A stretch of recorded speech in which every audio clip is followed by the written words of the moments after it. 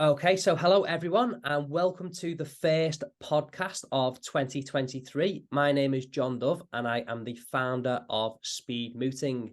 And today, for our first podcast of 2023, we have a very special guest. We have criminal barrister Ella Emblazon. Ella is one of the few people who have made the transition from being a speed mooting participant to being a speed mooting judge as a practitioner. So she is in a very select group and one of the first people to ever do so. So welcome to the podcast, Ella. Thank you, John. So Ella, if you'd like to just give us a bit of an introduction on yourself in terms of your practice area and the sort of general cases that you deal with. Yeah. So I'm a criminal barrister. I prosecute and defend mainly in West Yorkshire. I do a range of magistrates cases, and I have just started to edge into some Crown Court trials recently. Brilliant. Oh, well, that's where the fun lies, in the jury trials. That's where the excitement starts. Get your channel your inner Johnny Cochran. Yeah. If it doesn't fit you. Pages look at me. So we'll start from the beginning then. So would you like to talk us through your route into the law? Yep. So my route was probably more traditional / a bit boring. I started a law degree. I just initially started with law with politics at the University of Manchester. The only sort of dramatic twist that my journey took was that I didn't get the grades that I needed at A level to go to my first choice or second choice university. So I went through clearing and got a place at Manchester. About a month into studying law with politics, I decided it wasn't for me and I wanted to just do a straight law degree. So I did 3 years of a law degree. Graduated in 2018, and then in 2018 I went straight into the bar course, and I was called to the bar by grazing in 2019. During my bar course I applied for pupillage, and I was very fortunate that I got offered pupillage in the first round of me applying, and then I should have started pupillage in September 2020, but obviously we were in the pandemic. So I started in January of 2021. So I've sort of run straight through with a little gap in between. Brilliant. Okay. So how did you find doing pupillage sort of during the pandemic? It was different. I think I was quite fortunate because criminal practitioners, Crown Court trials were still going ahead, albeit in a very different way to how they would normally be. So I would say that just doing crime, I was fortunate in that I was, in the first 6 months of pupillage, I was probably in court at least 3 days a week. Okay. And then a couple of days I would be on what's known as the cloud video platform, which for those that don't know is essentially hearings on Zoom to the Crown Court. Right. Well, I think that's really good experience for you from the start. Being in court sort of 60% of the week plus is a really good way of building your advocacy skills, because it's one of those skills, isn't it? As I'm sure you'll agree, the more you do it, the better you become. So, yeah. So I think that's been really beneficial for you. So you're obviously a criminal practitioner. Do you have a mixed practice between prosecuting and defending, or do you find that you do more of one than the other? I probably prosecute more than I defend. I'd say the split is probably 70-30. As you'll know, John, you have to build up a reputation with defence solicitors, and it's all about them trusting you with their cases and their clients. So I would say it's probably relatively normal at this stage to not have an equal split between the two, given that I'm still at a relatively early stage of my career. Yeah, that sounds about right, really. And in terms of our listeners, I think many of our listeners will be sort of at the academic stage, either on a law degree or maybe slightly later on the professional courses. Is there any advice for those students in terms of the relevant skills that's required to be a criminal lawyer? Yeah, I mean, advocacy is first and foremost. Advocacy is the key to being a successful barrister, whether you're at the criminal bar or the civil bar or the chancery bar. Oral advocacy is more important in crime. So any experience you can get, if you can get involved in mooting, which hopefully you'll be involved in the National Speed Mooting Competition if you're listening to this. That was my first moot outside of university. So any mooting experience you can get, that's really, really beneficial. But even just joining the debate society, that's still practicing advocacy, albeit in a different format. If you can have the opportunity, obviously every university is different. We had the Legal Advice Centre at Manchester University. So if you can get involved with some pro bono work, that's going to give you the opportunity to interact with clients, which is really important. Having those interpersonal relationships and being able to speak to clients and relate to them and explain the law in a way that they understand are really crucial skills, and that will stand you in good stead for any applications. Yeah, completely agree with that. Being involved in a law clinic, or I was involved with the Citizens Advice Bureau. It's a really good way of showing that you've got extra interests outside of university. And also you're getting the chance to be one-on-one with clients, delivering advice, which is what you do as a lawyer, whether it's, as you say, in crime, civil, whatever it might be. It's a really good way of building up those skills. And also you'll tend to find on most application forms, the question comes in, what roles or responsibilities have you had? So it's a good way of ticking that box as well. So I think that's great advice there, Ella. Okay, so continuing with your job, because we'll move on to the mooting slightly later. In terms of your day-to-day role, what do you enjoy the most about being a criminal barrister? I've had clients who have had no previous conviction before, and they have been faced with quite a serious charge. And when you present their case and get an acquittal for them, there is no better feeling. The highlight of my career so far, so the best bit of the job, albeit it was the most stressful and scariest part of the job, was my first jury trial.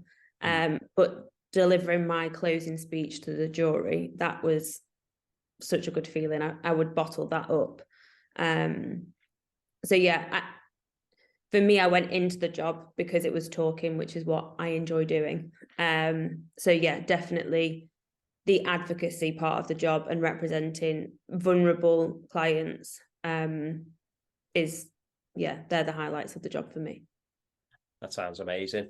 Yeah, I mean, that really is the best part of being a criminal lawyer, isn't it? The advocacy in court, and particularly that buzz that you get with a closing speech, and ultimately winning tough cases. It doesn't get much better than that. No, definitely not. No. Okay. All right. Bit of a general question here then. What would you say are some of the skills required to be a good lawyer? I go back to advocacy again. You have to be able to advocate your case, and not in, I think stereotypically people think that lawyers use fancy, flamboyant language in court. That just isn't the case often. And they always hammered this at bar school, and I just didn't get it until I actually have done the job myself. It's more like having a conversation when you're in front of a judge. They will ask you questions. You'll know it from uni or mooting as judicial interventions, and that thought terrifies you. Well, it definitely did for me anyway. But being able to explain arguably simple points or more complex points, but put them in a simple way, is a real key skill to have. Having empathy, and that's maybe not something that can be taught, but I would say having empathy, you'll definitely in crime, and I'm sure it's the same in family as well, you'll often deal with either witnesses who have experienced something horrific, or you'll have a client who, as I mentioned earlier, they're facing really serious allegations. It may be their first time that they've been to court. So being able to empathise with them and show understanding as to their situation, I'd say is a really important skill that shouldn't be underestimated, because I mean, for example, I've had a case recently which I prosecuted, and it was a domestic violence case. The witness was very vulnerable. She didn't want to give evidence. And by virtue of me being reassuring, trying to take, time out to speak to her, help her understand the process, she decided to give evidence.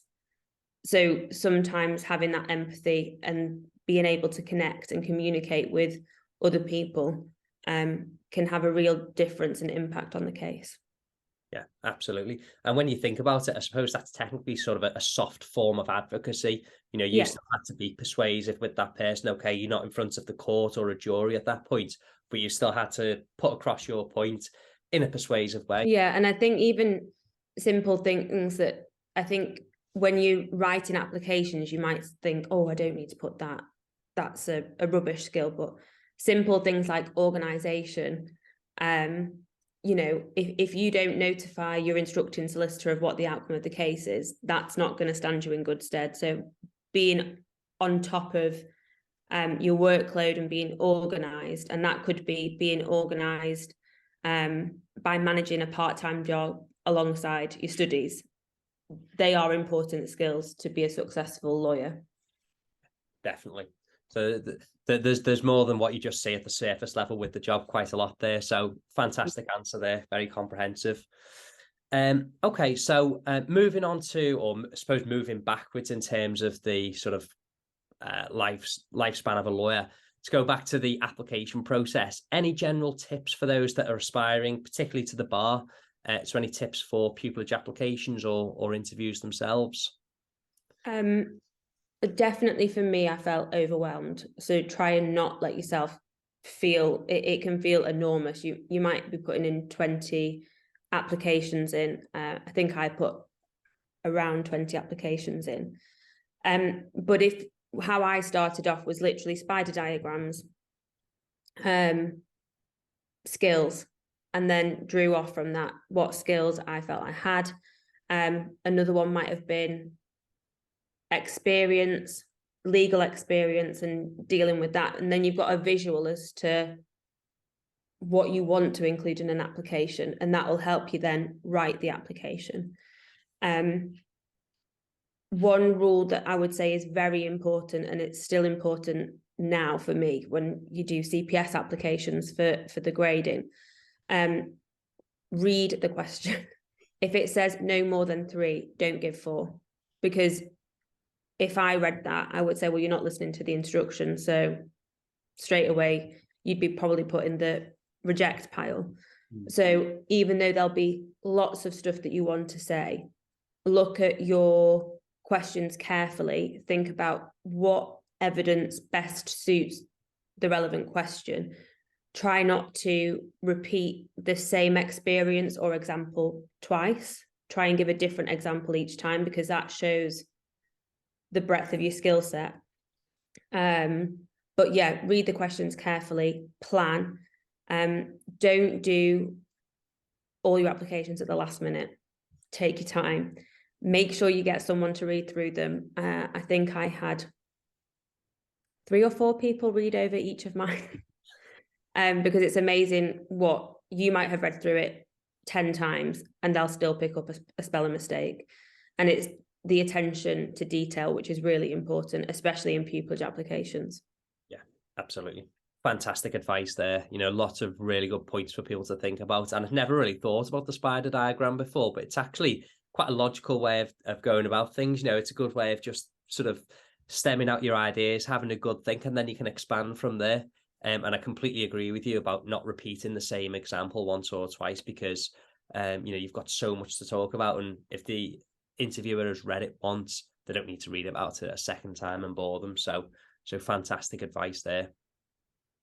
Now, of course, you talked about mooting as well, and I think that mooting is absolutely crucial for anybody that wants to go to the bar or ultimately end up as an advocate. So you mentioned that you had experience at the National Speed Mooting Competition. Would you like to talk to us briefly about how you found the competition and your experience there? Yeah, it was at Liverpool Hope University when I did it. Okay, yeah. So good few years ago now. Yeah, I think it was in the second year of my degree. Okay. It possibly could have been the final year.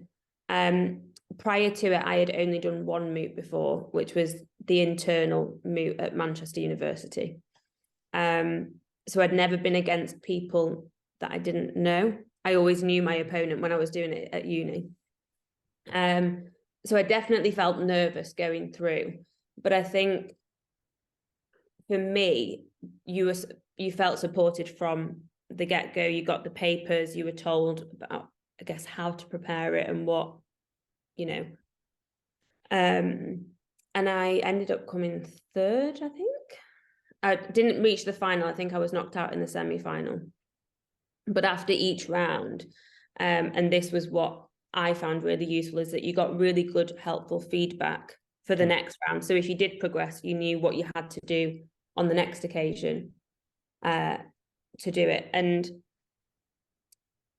some people might be worried about mooting because it's a lot of prep, and they're trying to do that alongside their studies. But with the speed mooting, it is in one day. So you will have the same case, unless it's changed, John, so forgive me. No, the format's exactly the same. It's a great advert for the competition.